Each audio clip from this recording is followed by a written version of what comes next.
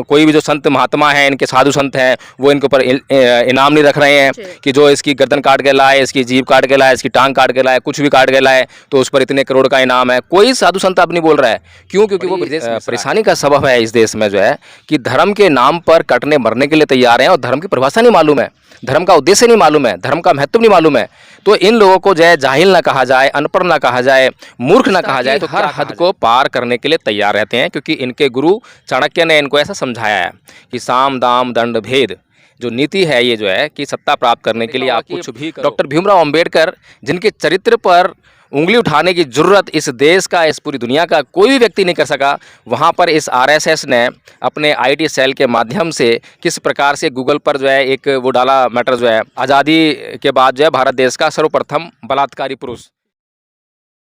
नमस्कार, आप देख रहे हैं एनबी न्यूज़ 24/7 नीलम बोध के साथ। और साथियों, जिस तरह से सोशल मीडिया से मेन मीडिया तक अगर मैं बात करूं तो सीमा हैदर का मुद्दा काफ़ी गरमाया हुआ है। जी हां, सीमा हैदर के बारे में आप सभी जानते होंगे कि एक मुस्लिम महिला किस तरह से नेपाल से होते हुए भारत में एंट्री करती है। उसके साथ में 4 बच्चे हैं और प्रेम प्रसंग में जिस तरह से वो बता रही है कि पबजी खेलते खेलते यहाँ भारत में किसी से प्रेम हो गया और उसी प्रेम के मार्फत वो भारत में आ जाती है। अब सोचने वाली बात यह है कि आखिर कोई विदेशी भारत की सीमाओं को पार करके कैसे भारत में आ गया। बहुत सारे सवाल लगातार खड़े हो रहे हैं, लोग लगातार अपनी प्रतिक्रिया दे रहे हैं। इसी विषय पर चर्चा करने के लिए मेरे साथ में एडवोकेट जय भीम प्रकाश जी, उन्हीं से जानना चाहूँगी सर, जिस तरह से तमाम ये घटनाक्रम चल रहा है और लोग अपनी अपनी प्रतिक्रिया देख रहे हैं, तो आप किस तरह से देखते हैं इस प्रकरण को? देखिए, मैं तो इसको इस तरह से देख रहा हूँ कि ये जो है जो आरएसएस और बीजेपी है, जिनके लिए अब जो है बहुत ही क्रूशियल टाइम आ गया है चुनावों का, जो है 2024 में लोकसभा के चुनाव हैं जी। और हर चुनाव में हमने देखा है कि चुनाव से ठीक पहले जो है कुछ ना कुछ ऐसी घटना घटती है जिसको कि एक नेशनल मुद्दा बनाया जाता है और जिसमें कि बड़े पैमाने पर हिंदू मुसलमान किया जाता है। एक तो राष्ट्रीय भावना जगाई जाती है, देश प्रेम जगाया जाता है, और दूसरा हिंदू मुसलमान किया जाता है। ये 3-4 जो है घटना है या 3-4 जो बातें जो हैं किसी भी घटनाक्रम के साथ में जोड़कर ऐसी घटना को अंजाम जरूर दिया जाता है। जैसे कि पिछले चुनाव से पहले, ठीक पहले हमने देखा था कि सैनिकों के प्रति जो लोगों के भावनाएं होती हैं उनको अच्छी तरह से बनाने के लिए पुलवामा अटैक जो है अब किया गया या हो गया वो हम नहीं जानते हैं, लेकिन ठीक चुनाव से पहले हुआ था और उसको किस तरह से बीजेपी ने जो है अपने पक्ष में बनाया था हम अच्छी तरह जानते हैं कि हर चैनल पर, हर न्यूज़ पर सिर्फ यही चल रहा था कि पुलवामा अटैक, और उस पर जो है मोदी जी ने क्या रिस्पांस दिया। मोदी जी शहीदों के परिवार से मिलने गए, मोदी जी ने रिलीफ दे दिया, मोदी जी ने ये कर दिया, मोदी जी ने वो कर दिया। कुल मिलाकर यही था कि पूरे देश को ये बताया गया कि मोदी जी जो है एकमात्र ऐसा व्यक्ति है इस देश में जो कि प्राइम मिनिस्टर बनने के लिए एक सशक्त कैंडिडेट हैं। तो इसी तरह से जो है जो सीमा हैदर का जो मामला है और भी कुछ घटनाएं ऐसी घट रही हैं जिनको हम देख रहे हैं कि हिंदू मुसलमान का जो मुद्दा है, जैसा कि हर बार बनाया जाता है, अब भी वही बात है कि सीमा हैदर पाकिस्तान से आई है और बहुत ज़्यादा डाउटफुल तरीके से जो है यहाँ पर आई है। और जिस तरीके से पत्रकार उससे जो है बातें कर रहे हैं, उससे सवाल कर रहे हैं कि आप पाकिस्तान के बारे में कुछ बताइए, पाकिस्तान की जो लैंग्वेज है उसके बारे में बताइए, इस्लाम के बारे में बताइए, कुछ भी बताने से इनकार कर रही है। और बड़ा ताज्जुब है कि जब उसको जो है वहाँ के परिवेश के बारे में पूछा जाता है तो बोल रही है कि मैं भूल गई हूँ। तो नीलम जी, सीधी सी बात है कि भूला किस चीज़ को जाता है? जिनको हम याद करते हैं उसको भूल जाते हैं, लेकिन जो हमें वातावरण से मिल रही है चीज़ अपने आप आ रही है, और जो एटमॉस्फेयर है और जो लोग हैं, वहाँ का जो माहौल है, तो ये जो और हमारी आदतें होती हैं और ये जो भाषा है और जो हमारे माहौल की जो भाषा है, अगर हम यहाँ पर रह रहे हैं दिल्ली में, तो यहाँ का जो दिल्ली का जो माहौल है वो हिंदी भाषा का माहौल है। यहाँ पर हमें वो अपने आप से शब्द आ जाते हैं, तो वो भूल कह सकता हूँ सर, लेकिन जिस तरह से हम देखते हैं, चाहे बजरंग दल हो या विश्व हिंदू परिषद हो या आरएसएस हो या करणी सेना हो, बहुत सारे तमाम ऐसे संगठन हैं जो बीजेपी और आरएसएस की तरफ से प्रायोजित किए जाते हैं और उनके तहत ही वो काम करते हैं। लेकिन जब कोई हिंदू लड़की मुस्लिम लड़के से विवाह कर लेती है, उसके प्रेम प्रसंग में पड़ जाती है, तो उसको ये लव जिहाद का नाम देकर कहीं ना कहीं उसको बहुत बड़ा मुद्दा बना देते हैं। लेकिन अभी जिस तरह से सीमा हैदर के प्रकरण में हम देख रहे हैं कि बहुत सारे हिंदू लोग इसके पक्ष में हैं और वो सराहना कर रहे हैं कि क्योंकि वो यहाँ पर आकर ठकुराइन बनी है, क्योंकि उसने भी कहा एक वीडियो में कि मैं अब ठकुराइन हो गई हूँ। तो सर, क्या लगता है कि अब ये लव जिहाद का मुद्दा नहीं रहा? जी, ये बहुत बड़ा सवाल है कि अगर कोई भी मुस्लिम जो है हिंदू धर्म को स्वीकार करता है तो आप उसको जो है किस श्रेणी में रखते हैं, जो आपकी वर्ण व्यवस्था है उसे किस पायदान पर लेकर आते हैं। क्या किसी भी जाति के व्यक्ति से कोई शादी कर लेता है, कोई भी महिला शादी कर लेती है, तो क्या वह उस जाति की मानी जाएगी? ये पहला सवाल जो है हिंदू धर्म से है, और आज तक हिंदू धर्म की जो व्यवस्था है, हिंदू धर्म के जो विद्वान लोग हैं, आज तक इस बात का कोई भी जवाब जो है नहीं दे पाए हैं कि कोई भी व्यक्ति यदि इस्लाम, क्रिश्चियनिटी, सिख, बौद्ध, जैन धर्म छोड़कर हिंदू धर्म को अख्तियार करता है तो उन्हें जो है वर्ण व्यवस्था के कौन से वर्ण में शामिल किया जाएगा। तो जिस तरह से सीमा बोल रही है कि अब सीमा हैदर नहीं सीमा ठाकुर हो गई है, वो तो मैं कहूँ कि नालायकी, बदतमीजी और बेशर्मी, इसकी उसने हदें पार कर दी हैं। 4 बच्चों की माँ है, और देखिए अट्रैक्शन हर किसी को होता है, हर उम्र में होता है, किसी भी उम्र में हो सकता है, कभी भी हो सकता है, लेकिन अट्रैक्शन का मतलब ये नहीं है कि आप अपना कर्तव्य बोध भूल जाएं।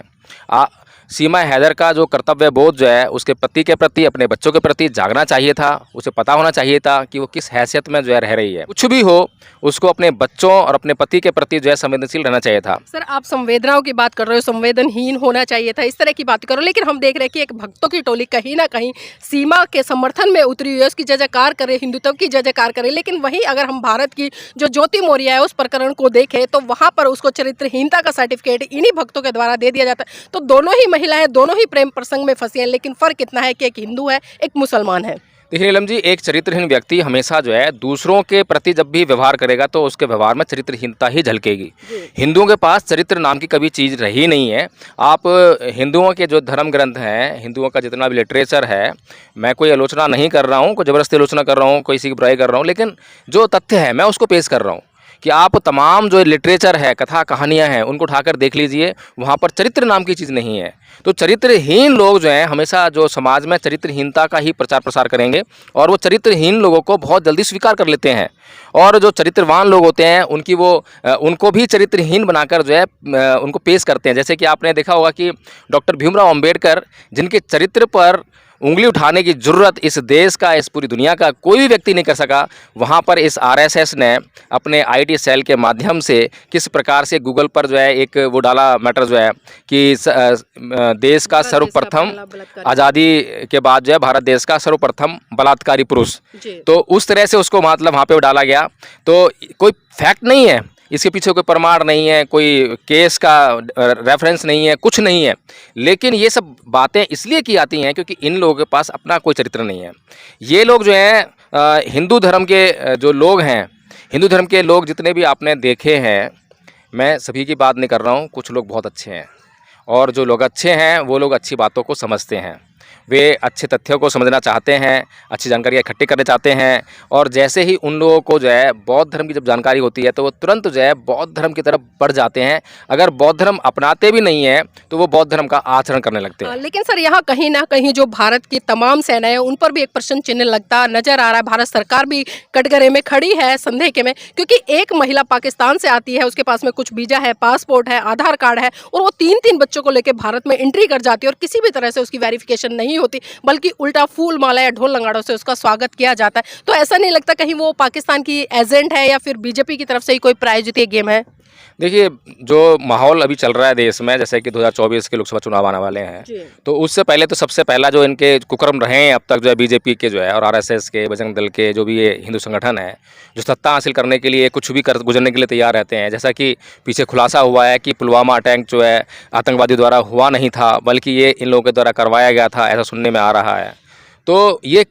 नीचता की हर हद को पार करने के लिए तैयार रहते हैं, क्योंकि इनके गुरु चाणक्य ने इनको ऐसा समझाया है कि साम दाम दंड भेद जो नीति है, ये जो है कि सत्ता प्राप्त करने के लिए आप कुछ भी करो, दुश्मन को मारने के लिए आप कुछ भी करो। अब दुश्मन कौन है कभी परिभाषित नहीं करते हैं, सत्ता किसके खिलाफ चाहिए कभी परिभाषित नहीं करते हैं, ये इनके इन प्रकार कुछ भी करके जो हासिल करना है। तो जो सीमा हैदर का जो मामला है, वहाँ पर जो है अब सीमा हैदर से जब हम पूछ रहे हैं कि भैया पाकिस्तान के बारे में कुछ बताइए, पाकिस्तान के बारे में से कुछ पता नहीं है, और हिंदी भाषा जो है बड़ी फ्लुएंटली बोल रही है, बिल्कुल इंग्लिश भी बोल रही है, और ऐसा लग रहा है कि वो जो है भारत के ही माहौल में पली बड़ी है, और भारत के माहौल में भी अगर देखें तो किसी मुस्लिम एरिया में नहीं पली बड़ी हुई है।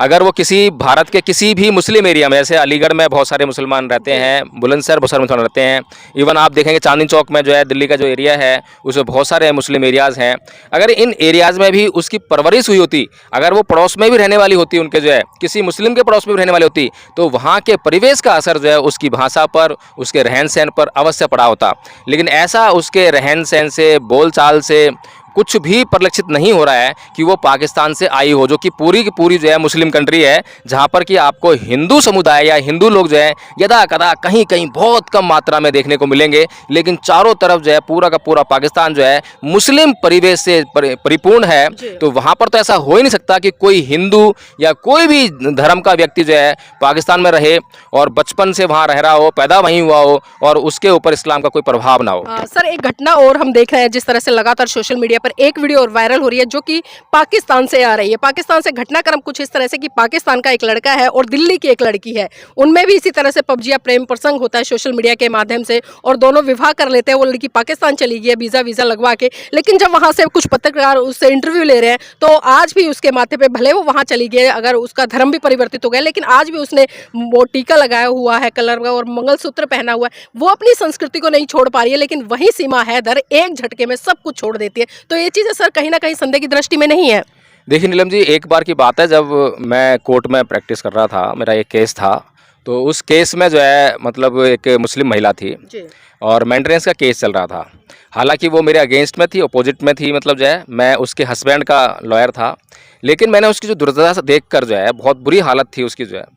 तो और पर्दा करके रहती थी और इस्लाम के कारण जो है उसको बहुत ऐसी दुर्व्यवस्था का सामना करना पड़ रहा था, इतनी दीनहीन व्यवस्था उसकी हो गई थी। तो मैंने उससे एक सवाल किया था कि आप जो ये पर्दा करते हैं, आपको इससे घृणा नहीं होती है क्या? आपको कोई दिक्कत नहीं होती है? इसी तरह से इस्लाम के द्वारा ला दी गई कुछ ऐसी परंपराएं जो स्त्रियों के विरोध में है, स्त्रियों की स्वतंत्रता के विरोध में है। तो जब मैंने उनकी बात की तो उस महिला ने जो है एक मात्र यही जवाब दिया कि ये हमारा धर्म है और हम जो है अपने धर्म के अगेंस्ट में नहीं जा सकते हैं। यानी कि ये जो धर्म का मामला है, जिस प्रकार से कार्ल मार्क्स ने कहा कि धर्म अफीम का नशा है, वास्तव में लोगों को समझ नहीं है कि धर्म उनके जीवन में क्या काम करता है। अगर धर्म उनके जीवन में कुछ काम नहीं कर रहा है या कोई दूसरा धर्म उनके लिए अच्छा हो सकता है तो उसको परिवर्तन कर सकें। तो गुण के आधार पर धर्म का परिवर्तन नहीं होता है, बल्कि संख्या, समुदाय, वर्ग, संघर्ष, इन सब चीज़ों को देखते हुए जो है धर्म परिवर्तन किया जाता है। जिसकी बात की मैं बार बार उठाते रहा हूँ, मतलब जो है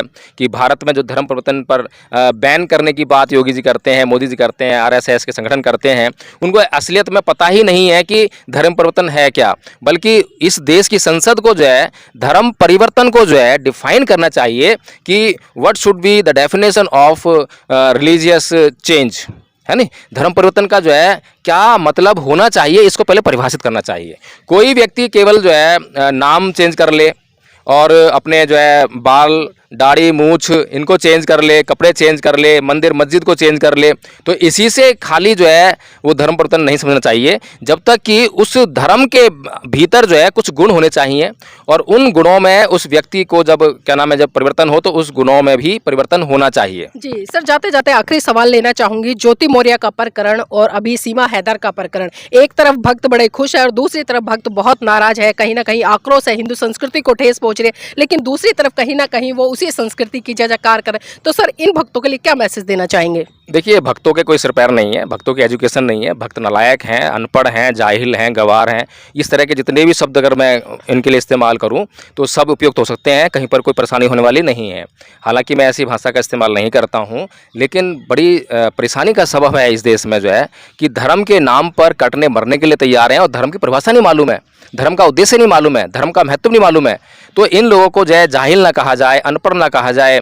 मूर्ख ना कहा जाए तो क्या कहा जाए। अब वहीं पर जो है दो घटनाएं घटती हैं, एक जैसी घटती हैं और दोनों घटनाओं पर अलग अलग रिएक्शन होता है, तो ये भी मूर्खता का एक उदाहरण है। आप देखें कि जिस तरह से एक ब्राह्मण ब्रजेश मिश्रा ने जो है अभी गाय के साथ में रेप किया, उस पर जो है भक्त शांत हैं, उस पर कोई भगवाधारी आकर जो आतंक नहीं मचा रहा है, कोई ब्रजेश मिश्रा की जाके गर्दन नहीं काट रहा है। अब कोई भी जो संत महात्मा हैं, इनके साधु संत हैं, वो इनके ऊपर इनाम नहीं रख रहे हैं कि जो इसकी गर्दन काट के लाए, इसकी जीभ काट के लाए, इसकी टांग काट के लाए, कुछ भी काट के लाए तो उस पर इतने करोड़ का इनाम है। कोई साधु संत अब नहीं बोल रहा है, क्यों? क्योंकि वो ब्रजेश मिश्रा है। वहीं पर अगर यही प्रकरण जो है पीछे भी हुआ है, प्रकरण जो है ऐसे प्रकरण हुए हैं, अगर इसकी जगह कोई दलित मुस्लिम होता, इस्लाम व्यक्ति ने, इस्लाम धर्म के व्यक्ति ने जब ऐसा कोई कार्य किया, कुकर्म किया, तो उसके खिलाफ जो है हिंदू मुसलमान कर दिया गया, जिहाद छेड़ दिया गया। तो ये लोग जो हैं, जो भक्त लोग जो हैं, इनका मकसद जो है, अच्छा इनका मकसद नहीं है, ये भी बता दूं मैं आपको, जो है इनके आकाओं का मकसद है। इन्हें कुछ नहीं मिलने वाला, इन्हें तो तनख्वाह भी शायद नहीं मिलती होगी, इन्हें खाली जो है